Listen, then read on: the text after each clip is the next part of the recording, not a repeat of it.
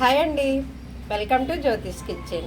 ఈరోజు మన కిచెన్లోని రెసిపీ వచ్చేసి ఎండ్రాయిల్ అండి. ఎండ్రాయిల్లో మనము చింత చిగురేసి గుడ్లేసి కర్రీ ప్రిపేర్ చేస్తాము. అబ్బా, టేస్ట్ అయితే అద్దరిపోతుందండి. పుల్ల పుల్లగా, కారం కారంగా, ఉప్పుగా భలే ఉంటుంది. అసలు ఇది ఎండ్రాయిల్ తినేవారికే ఆ రుచి తెలుస్తుందండి. అందులోనూ మనం చింత చిగురేస్తున్నాం కాబట్టి చాలా అంటే చాలా బాగుంటుందండి. టేస్ట్ అయితే సూపర్గా ఉంటుంది. మరి ఇంక మనం తయారీ విధానం చూసేద్దామా. మన ఎండ్రాయిలు చింత చిగురు కర్రీ కోసం కావలసిన పదార్థాలు. ఎండ్రాయిలు అయితే ఒక చిన్న గుప్పుడు తీసుకున్నానండి నేను. అయితే మనం తీసుకున్న ఈ చింత చిగురుని బట్టి ఉల్లిపాయలు తీసుకోవాలన్నమాట.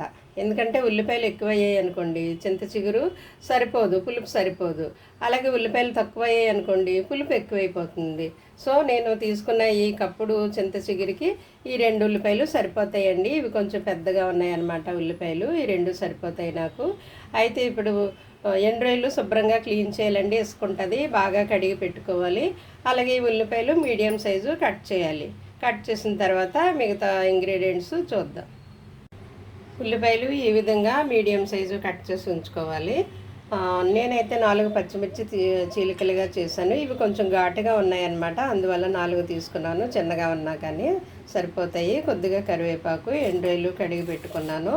అలాగే మనం తీసుకున్న ఇది చింత చిగురు, అలాగే ఎగ్స్ కూడా బాయిల్ చేసి రెడీగా ఉంచుకున్నాను. ఇప్పుడు కర్రీ వండడం స్టార్ట్ చేద్దాం. స్టవ్ ఆన్ చేసి కడాయి పెట్టుకున్నాను. ముందుగా ఆయిల్ వేద్దాం.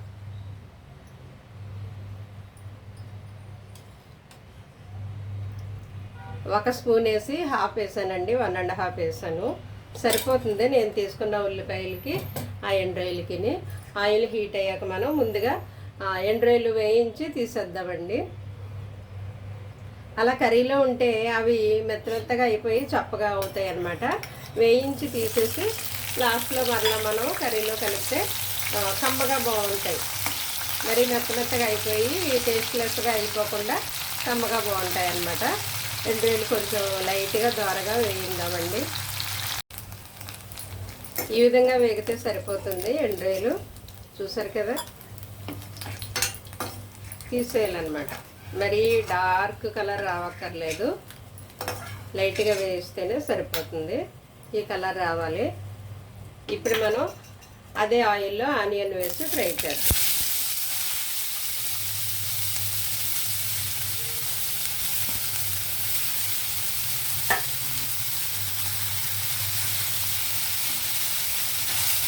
ఉల్లిపాయలు ఇవి కూడా కలర్ వచ్చేలాగా వేగనిద్దామండి. కొంచెం లైట్గా కలర్ వచ్చేలాగా వేగనిద్దాం ఆనియన్ కొంచెం కలర్ చేంజ్ అయ్యాయి కదా. ఈ టైంలో మనము కొద్దిగా పసుపు, అలాగే కర్రీకి సరిపడా సాల్ట్ కూడా వేసేద్దాము.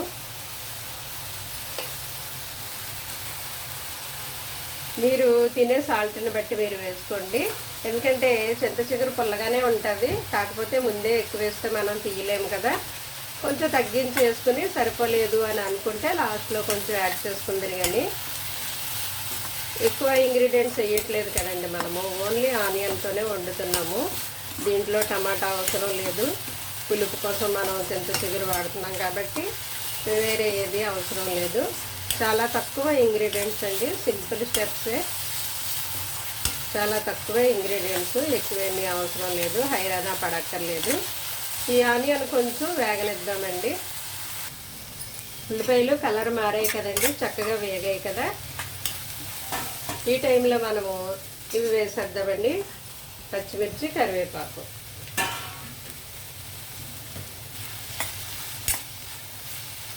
కరివేపాకు చింత చిగురులో కలిసిపోకుండా కనిపించాలని నేను చిన్నగా కట్ చేయలేదు, లేదంటే చిన్న ముక్కలు తరిగేస్తాను. కావాలంటే కట్ చేసుకోవచ్చు. ఓకే, ఇప్పుడు మనం కారం వేద్దామండి.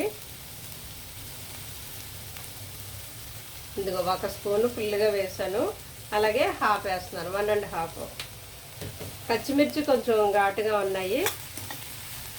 చింత చిగురు పులుపుకి సరిపోయేటట్టు మనము కారం అడ్జస్ట్ చేసుకోవాలండి. మరీ పుల్లగా కాకుండా, మరీ కారంగా కాకుండా సరిపోయేటట్టుగా 1.5 వేసాను. కానీ ఇంకా తెల్లగా కనిపిస్తున్నాయి నాకు ఆనియను. ఇంకొంచెం వేస్తే బాగుంటుందని నాకు అనిపిస్తుంది. ఇంకొంచెం వేస్తానండి కారము. ఇంకా మరలా 1/2 స్పూన్ వేసాను, అంటే 2 స్పూన్స్ వేసినట్టుగా అయ్యింది. 2 స్పూన్స్ వేసాను.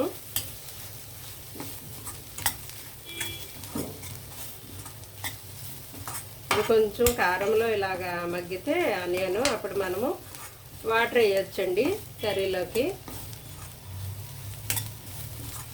కారం వేసిన తర్వాత కలుపుతూ ఉండాలి, ఎందుకంటే మాడిపోతుంది కదా. కారం వేసాక కలుపుతూ ఉండండి.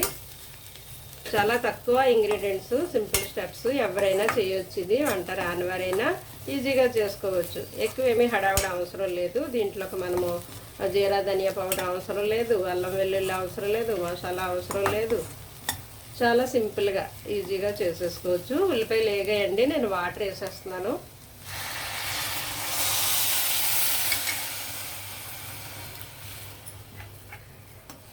చూసుకోండి వాటరు. జస్ట్ మనం ఉల్లిపాయలే కదా వేసాము, ఇంకేం వేయలేదు కాబట్టి వాటర్ ఎక్కువ పట్టదు.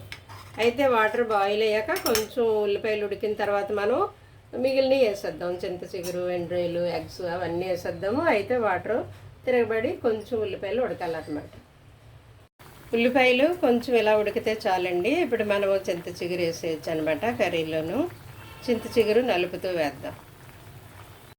చింత చిగురు చేత్తో ఇలాగా నలుపుతూ వేస్తేనండి ఇవి కాడల్లాగా ఏసులేసులాగా లేకుండా ఉంటాయి అన్నమాట. అందువల్ల ఇలా నలపాలి. లేదు నలపడం ఇష్టం లేని వాళ్ళు మనం తోటకూర కట్ చేస్తాం కదా చాకుతో, ఆ విధంగా ప్లేట్లో పెట్టేసి చేత్తో పట్టుకుని చాకుతో కూడా కట్ చేయొచ్చు.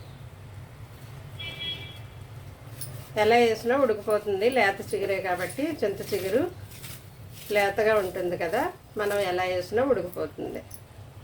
చాలా చాలా పోషకాలు ఉన్నాయి చింత చిగురులో. మనము ఇదివరకు చాలాసార్లు చెప్పుకున్నాం కదండి. హెల్త్కి చాలా మంచిది. సీజనల్గా దొరికే వాటిని మనం వదలకుండా తింటూ ఉంటే ఆయా పోషకాలన్నీ మనకు వస్తాయి. ఇది దట్టు మనకి బ్యాడ్ కొలెస్ట్రాల్ తగ్గిస్తుందంట, గుడ్ కొలెస్ట్రాల్ పెంచుతుందట, ఎల్డిఎల్ తగ్గించి హెచ్డిఎల్ పెంచుతుందట. ఎంత గుడ్ న్యూస్ కదండి, హ్యాపీ అనమాట. తర్వాత డయాబెటిక్ ఉన్న వాళ్ళకి కూడా డయాబెటిక్ కంట్రోల్లో చేస్తుందట.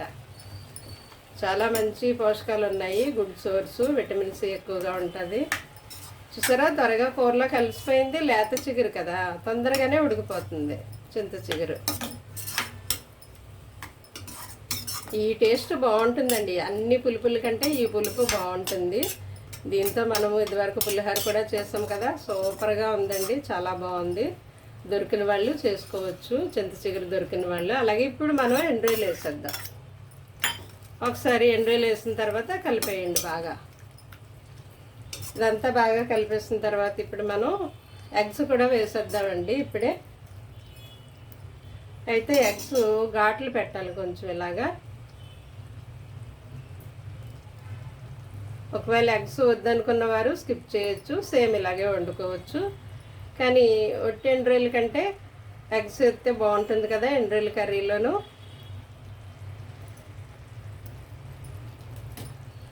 ఒకసారి దీన్ని బాగా కలిపేసి 1-2 నిమిషాలు అలా సిమ్లో మగ్గనివ్వండి.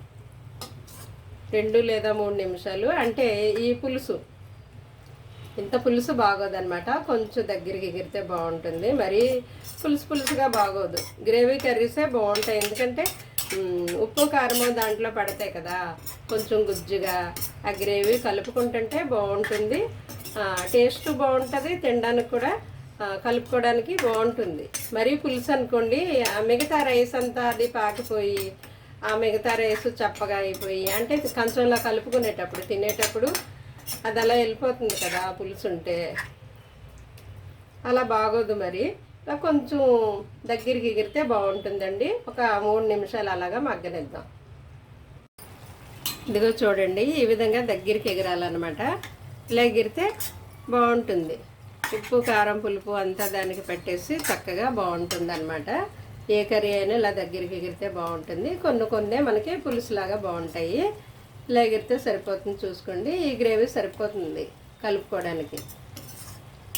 సరేనా, చూసారు కదా, ఈ గ్రేవీ సరిపోతుంది. ఈ టైంలో మనం స్టవ్ ఆపేసి డిష్ అవుట్ చేసుకోవడమే. అయిపోయిందండి. ఇందులో ఈ టైంలో మీరు సాల్ట్ చూసుకోండి, ఉప్పు సరిపోయిందో లేదో చూసుకుని స్టవ్ ఆపేయడమే. సాల్టే కాబట్టి పైన ఇలా చల్లేయచ్చు, సరిపోకపోతే. నాకైతే సరిపోయింది.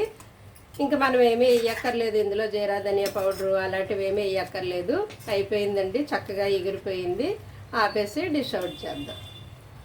ఇదిగోండి ఫైనల్గా మన కర్రీ రెడీ అయిపోయింది కాబట్టి మనం డిష్ అవుట్ చేసుకుందాం. ఈ విధంగా కనుక మీరు కర్రీ ప్రిపేర్ చేస్తే టేస్ట్ అయితే చాలా బాగుంటుందండి, సూపర్గా ఉంటుంది.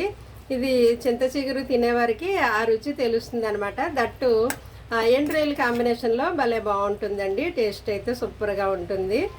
మరి మీరు కూడా చింత చిగురు దొరికినప్పుడు దాన్ని వృధాగా వేస్ట్ చేయకుండా ఇలా మన వంటల్లో ఆయా రుచులు మనం చేసుకుంటూ ఆ రుచిని మనము అంటే డిఫరెంట్ టైప్స్ ఆఫ్ కర్రీస్ అనమాట. ఒకసారి ఎండు రొయ్యలు, ఒకసారి పచ్చి రొయ్యలు, ఒకసారి ఎండు మెత్తళ్ళు, ఒకసారి కూరగాయలు, అలాగా పైన ఇలాగా చింత చిగురు పెట్టేస్తే ఇది చింత చిగురు కర్రీ అని చూడగానే తెలుస్తుంది అనమాట. ఓకే అండి, మీరు ఇంకా బాగా గార్నిష్ చేసుకోవచ్చు. మీకు ఇంకా మంచి మంచి ఐడియాలు వస్తే మీరు ఇంకా బాగా గార్నిష్ చేయొచ్చు. చూసిన వాళ్ళు వెంటనే తినడానికి అట్రాక్ట్ అయ్యి త్వరగా వస్తారు కదండి. ఓకే అండి, థ్యాంక్ యూ ఫర్ వాచింగ్.